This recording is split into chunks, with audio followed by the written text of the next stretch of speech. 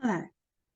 Today we're going to talk about utopia and dystopia in the British literature of the 16th to 20th century. The literary figures that we're going to be talking about are Thomas More, Aldous Huxley, George Orwell, and some other more contemporary writers who used utopia and subsequently dystopia as one of their main genres. Let us begin by considering what utopia is. The word utopia comes from Thomas More's political satire with the same name. But before we talk about utopia itself, we should mention just how big the figure of Thomas More was not only for the British literature, but also for the British political, social, and religious life. Sir Thomas More was knighted during the reign of King Henry VIII. He was also the king's right hand, one of his advisors, one of the members of the parliament, one of the most prominent political, philosophical, and literary figures of his time. He strongly opposed the period of reformation that was going on while he was at his post in the British Parliament. That process was connected with the English Church gaining its independence from the Holy Roman Empire and, of course, the Catholic Church. We do remember that story when King Henry VIII wanted to get a divorce from his first wife, Catherine of Aragon, in order to marry the woman he fell madly in love with, Anne Boleyn.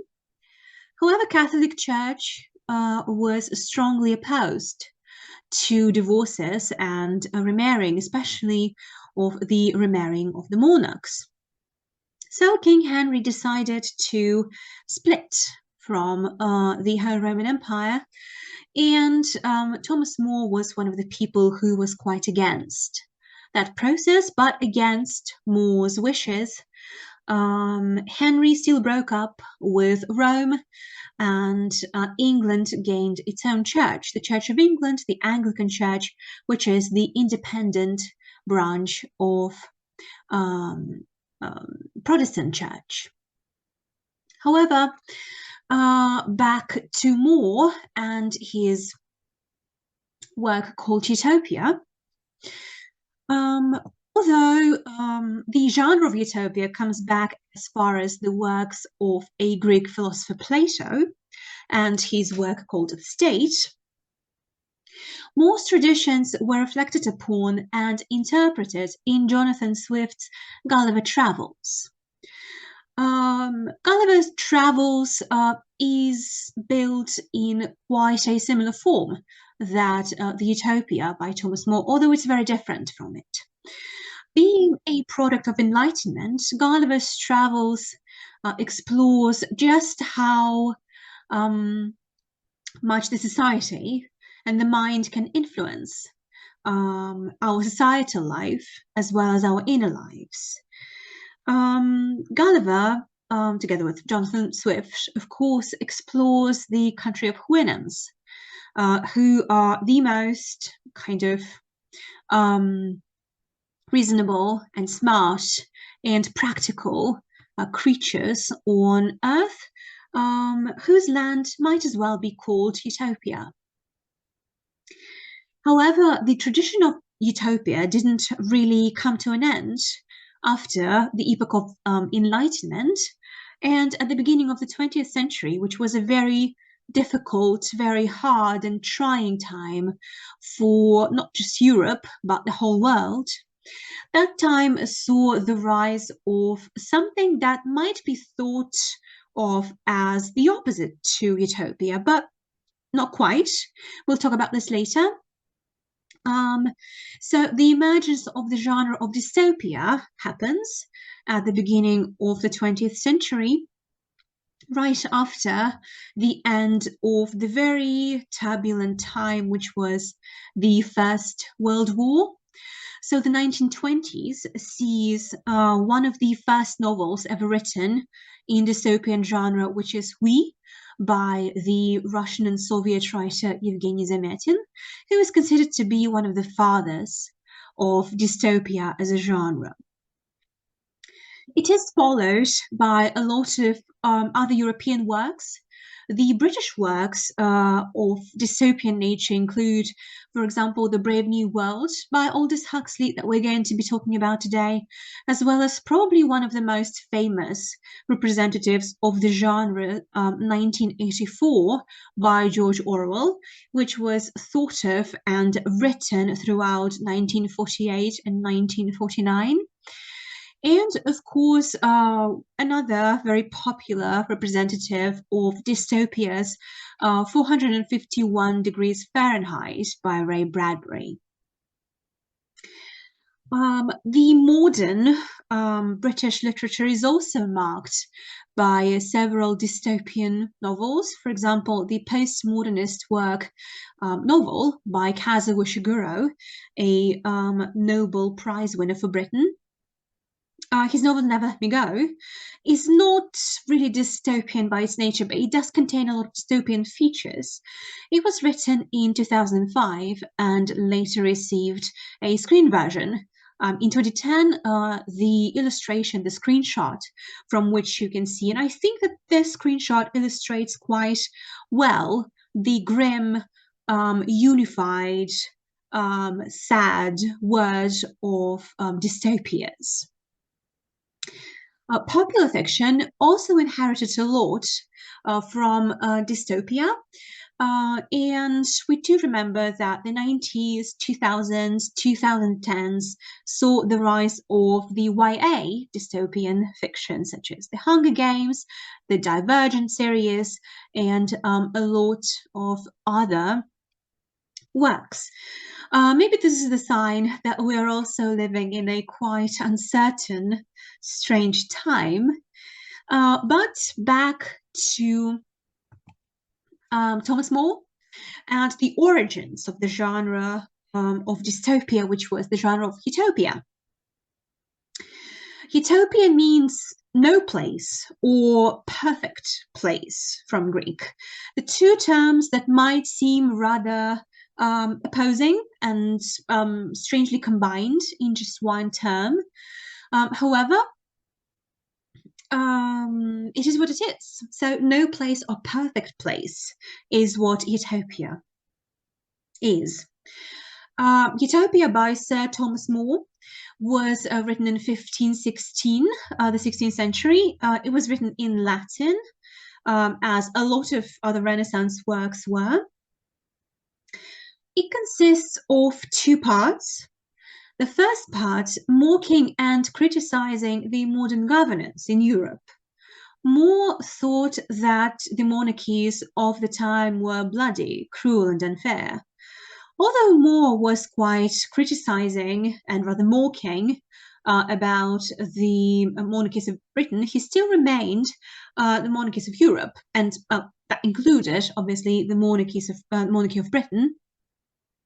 He still remained the right hand of King Henry VIII up until the time he decided to remarry.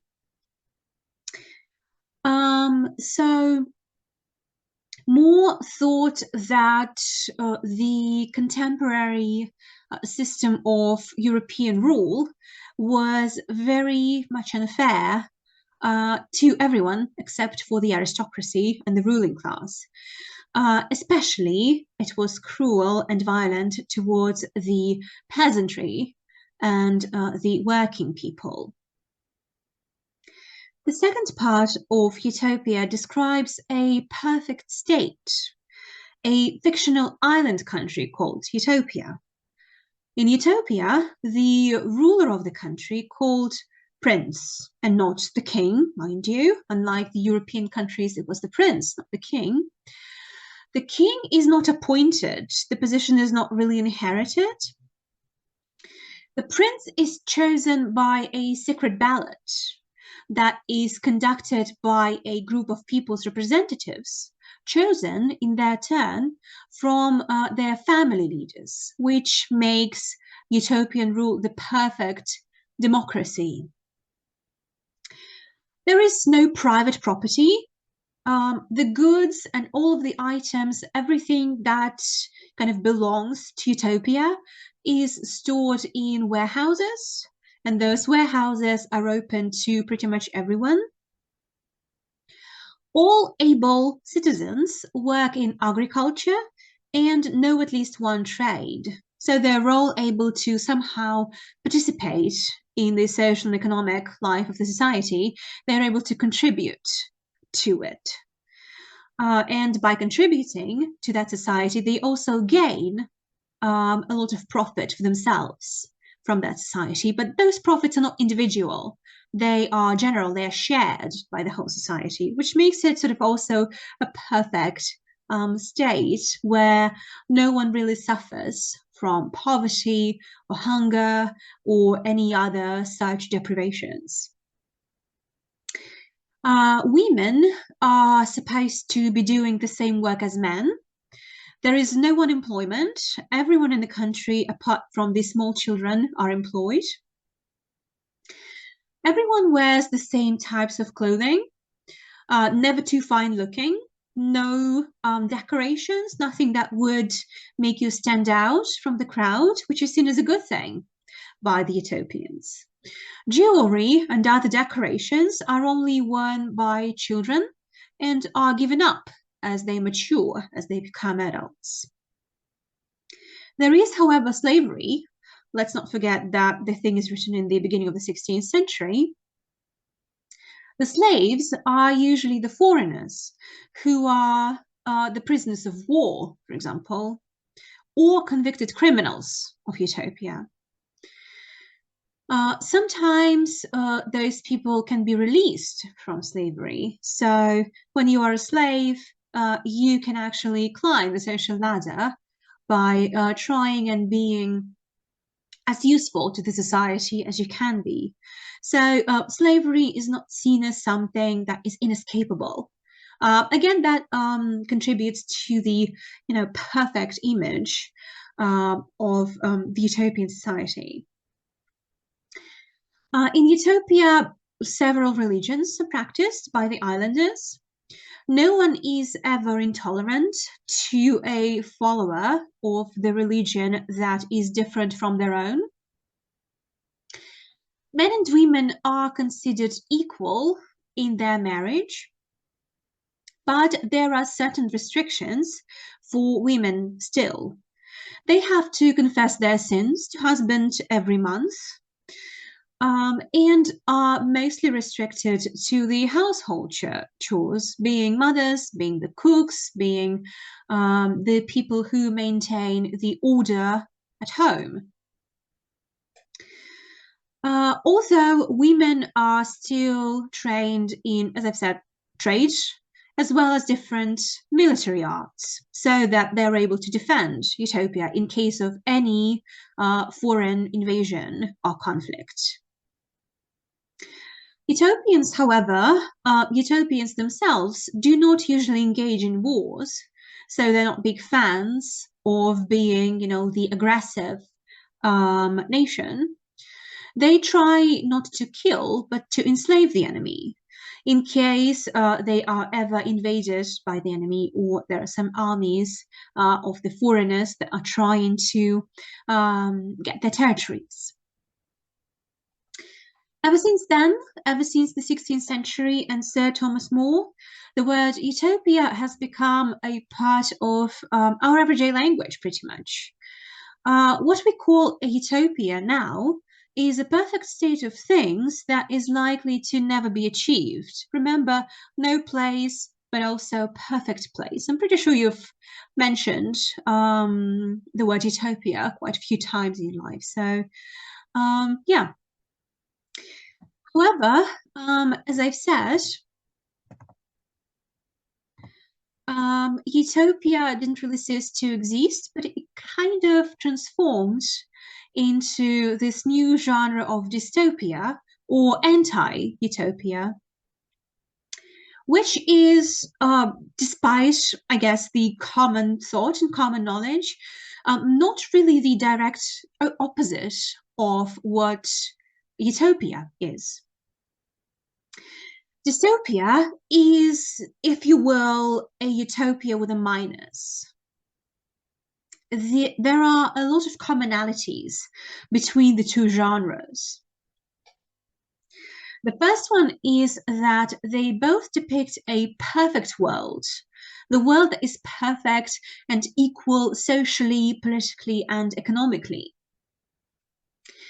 The difference is that dystopia sees the perfect world as illegitimate, something that will never be able to exist, something that seems to be ideal just on the surface, and on the inside is deeply unfair, deceitful, and fake, and what's most important, harmful and dangerous to its citizens. Utopia is sort of positive. The author builds a society that never fails and functions perpetually as a sort of welfare state, where the good for the state doesn't presuppose the bad for the individual. They're interdependent. Societal progress depends on the progress of its citizens. So if the society as a whole thrives, then each individual in the society thrives. This is what the utopian fiction, the utopian philosophy is about. Dystopia, on the other hand, proclaims the negative impact of the state on the individual, the common and unified harm the individual with their own needs and desires that did not necessarily go along with the society's needs and desires. Another common thing between a utopia and a dystopia is that the setting in both is usually a limited space. A city, for example, or an island, or a continent, for example, like in 1984.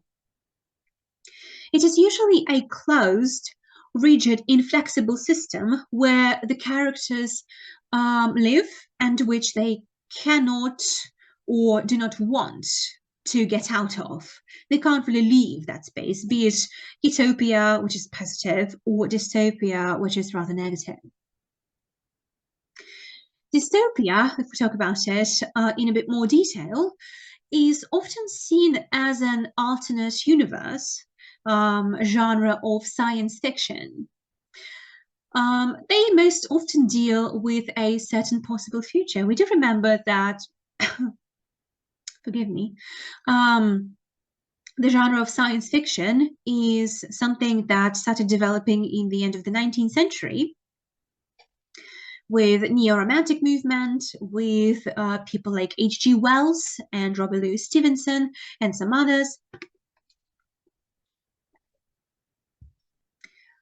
Scholars claim that dystopian literature is a marker of a politically, economically, and socially difficult time. But remember that the first half of the 20th century was a difficult time indeed. It was first of all marked by the technical progress. The Industrial Revolution of the 18th, 19th centuries had already been quite over. Informational technologies were starting to take place, which, as I've said, resulted in the emergence of science fiction and futurism in art.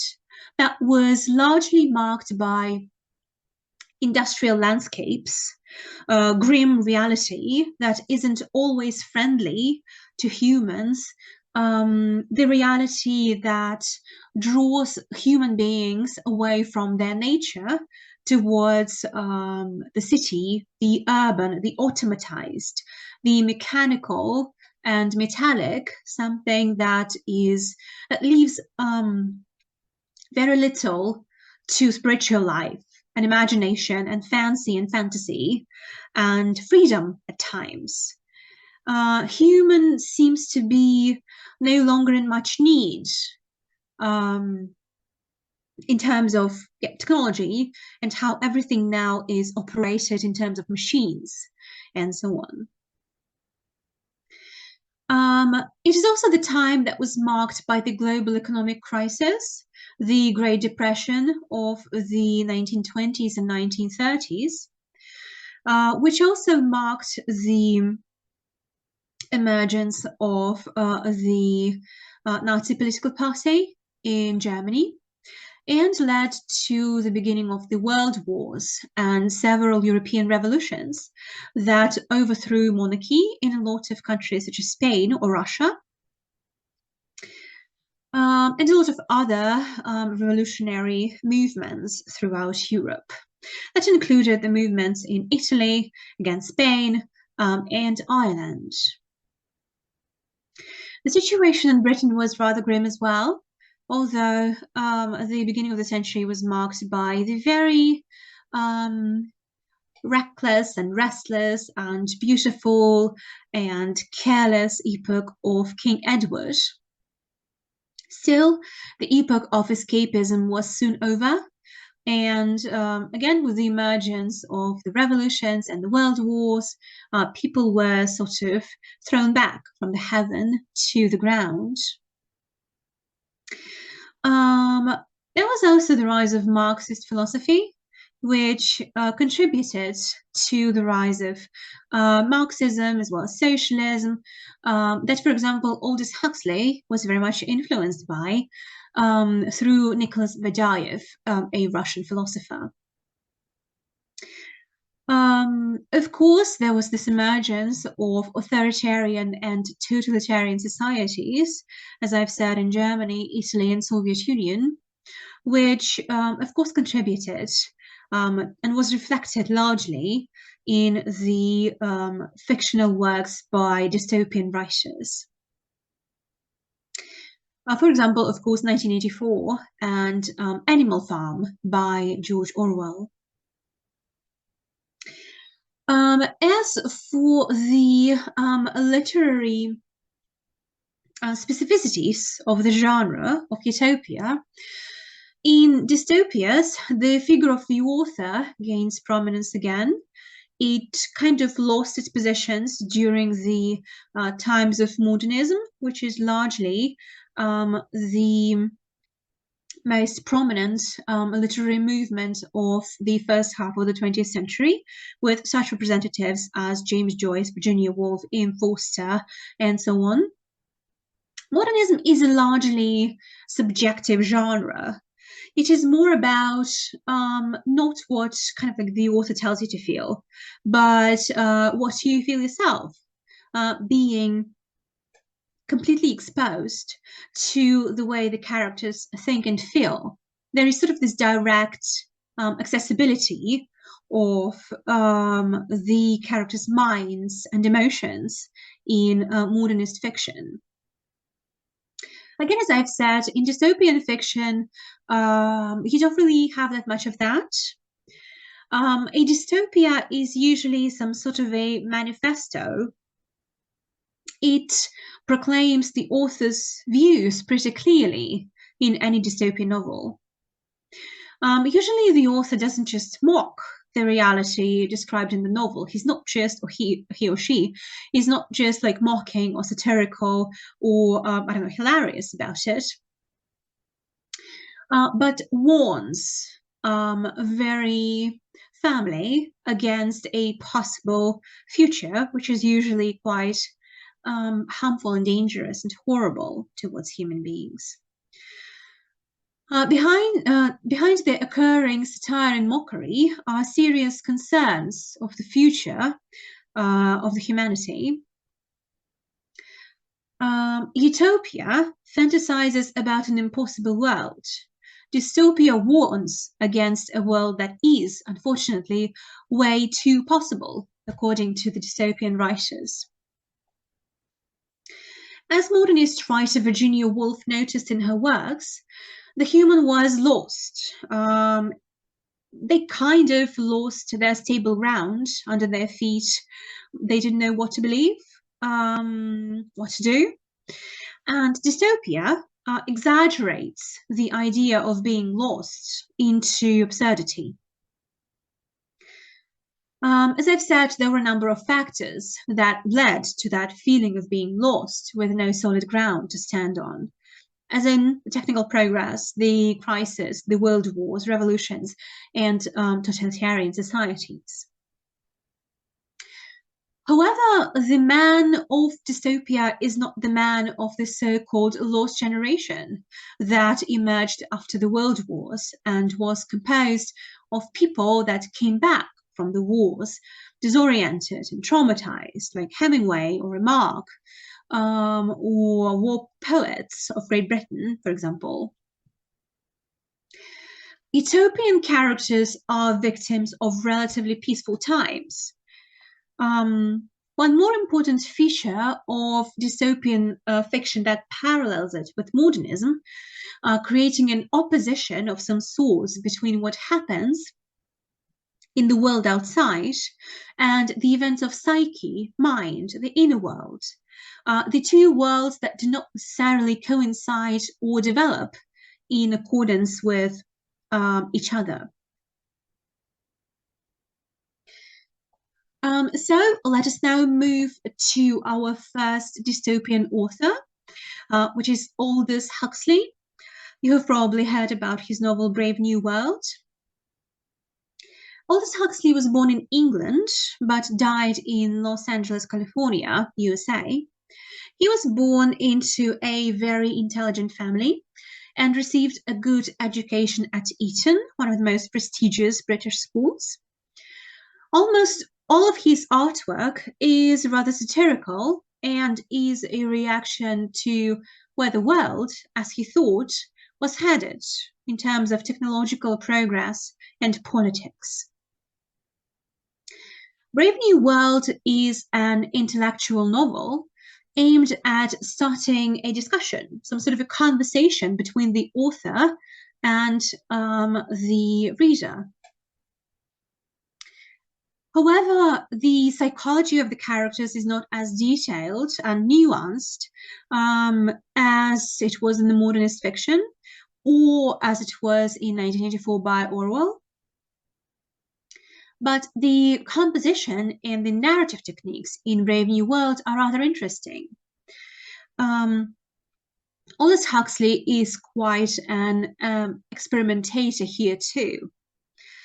The novel has a lot of dialogue because it is a discussion, as I've said. Different ideologies collide in it. So they have to be included in some sort of a conversation, some sort of a dialogue, which is clearly seen in the form of the novel in its language. If we talk about the chronotype of the novel, that is the time and the space in which it is set, as has been said before, any alternate universe fiction is a limited space. The setting in Brave New World is also very limited in terms of territory. It is an enclosed space. This is embodied not only in the border between the civilized and the wild, savage worlds, a literal fence between those two worlds, but also by people being isolated from each other. They don't really have any actual relationships. They all exist in their own little restrained and restricted worlds that are stripped of anything affectionate, anything emotional, anything that would actually make them real humans. Another feature here is that Brave New World depicts the jazz age in which it was written, the 1920s that preceded the Great Depression, full of wealth and affluence. I mean, the time in the 1920s before the economic crisis. It was so excessive and so full of things and escapism. The time that was careless and free, as I've said, in which people were just thoughtlessly wasting their times and money, according to a lot of thinkers and writers of the time. So later, as Huxley points out, humanity would have bills to pay, for their carelessness and thoughtlessness. What is also typical for Brave New World as a dystopian novel is the slogans, the marker of unity and control over anything that is considered personal. The population in the novel is also constantly watched, supervised, and is never out of the government's sight. The government, however, is rather hostile towards its citizens. It brings people down, obliterates their personalities, and doesn't really see them as individuals. It doesn't allow them to be, at least to act, as individuals. The time in the novel is also devalued. It has stopped because nobody needs it. It is all just constant present. This is similar to how Facts of the Past are edited in 1984. The novel, of course, as I've said, is highly satirical. Look at the names: Lenina, Bernard Marx, and more. All of the names in the book have some sort of a prototype, a real-life figure on which they were based. What else is highly satirical about the novel is that the specificities of the state organization in the novel are quite vivid, and I think remind us of a lot of real-life political regimes. Instead of God, they have Henry Ford. You remember him as a famous American industrialist, business magnate, and inventor. Henry Ford was the first person in the world to implement assembly line in mass production, aiming at producing cheaper cars in combination with good payment for the workers. He was also one the one introducing a 9-to-5, 5 days working week. What he also was a believer in the fact that consumerism is the only way to keep the world in peace. Consumerism and hedonism, that is, being very prone to just the pleasures of life, happen to be the main principle of the state's functioning in Brave New World. Nobody cares about the long-term relationship or parent-child relationships. Sexual taboos and family tethers are seen as the source of all of the psychological problems. Any deep feelings, positive or negative, are numbed by a special drug, soma. Even the name itself, Brave New World, is ironic because Shakespeare intended it so. In The Tempest, a play by Shakespeare, this is the phrase of a character who is on the island for the first time and cannot really see yet the evil nature of its inhabitants. The character is marveling at the beauty and calmness of the island, not knowing yet that this beauty and calmness are only seeming. Remember what we said, a dystopian world is only good on the surface. Shakespeare is the one who is referenced largely in Brave New World. The savage character of Brave New World, John, when he learns to read from the complete works by Shakespeare, is only able to express his feelings in Shakespearean ways, very old-fashioned, elevated manners, but rather bizarre sounding to all of the civilized people of the Brave New World. By the way, encountering someone who is out of the system, not raised and in any way influenced by it, is a rather obligatory trait of any dystopian world. This is how the dystopian reality of dystopian novel that is actually imminently evil gets displayed, gets shown. The not numerous rulers of the world in the novel are mythologized. They remain unseen and unknown by the ordinary people. Those rulers are the only people who know the truth, and they are seen as the protectors who are concealing the truth out of care and love for their citizens. So everything that's bad and rotten in the society is actually concealed as a loving and caring feeling of the rulers of their citizens. In Brave New World, the individual is dissolved in the masses. If the individuality of a character is way too developed, the character cannot ascribe to the ideas and values of the masses. The character has to leave and exist separately from the main body of people. This is how the society is controlled by its rulers. The people are divided into lower and higher levels of the society. There are standards everywhere. The development of each human being is controlled from the point when they are just cells. Death is also not feared in the world of the novel. It is not ritualized. Everyone passes away to the sound of their favorite music. This is also because there are no deep feelings of any sort towards anything whatsoever. There is no love, no sadness, no regret. A rather untempting mode of existence, isn't it? The novel by George Orwell that we're going to talk about, 1984, is rather similar to this one, but at the same time very, very different. George Orwell is not really considered to be the representative of modernism, but he's more of a realist of sorts. He started out, like many other writers, in the field of journalism. His writing style being objective, socially critical, he dwelt in grotesques, exaggerations, when criticizing modern societies. All of this produced impact on his later fiction. Orwell's real name was Eric Arthur Blair.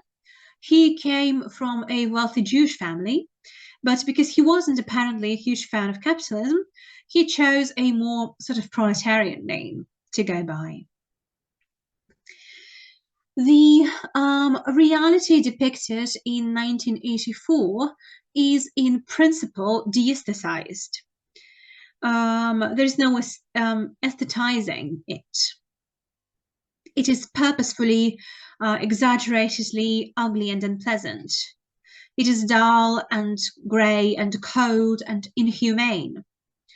But people sort of agree to exist in it because there is very little choice, and the party with the big brother at its head is very strong and influential. The powers that be are also not the ones that reveal themselves, just like in the Brave New World. Everything we know about the big brother is what he looks like in the posters, and he looks apparently quite like Joseph Stalin. He never appears in public, never speaks directly to his people.